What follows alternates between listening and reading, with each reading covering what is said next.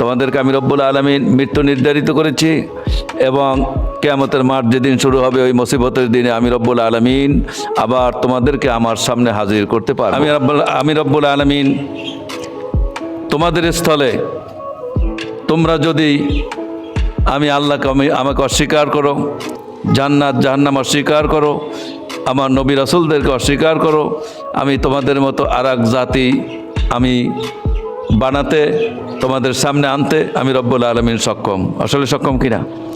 কেন কাফেররা বলে যে আমরা মরে গেলে হাড্ডি ছাড় হয়ে যাব, পচে গেলে, তবুও কি আমাদেরকে আবার উঠতে হবে?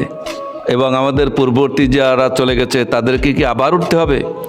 আল্লাহ রব্বুল আলামিন বলছেন আমি কোনো আদর্শ ছাড়া, কোনো মডেল ছাড়া তোমাদেরকে বানিয়েছি, আর তোমাদের 60, 70, 100 বছর তোমাদেরকে আমি দেখেছি।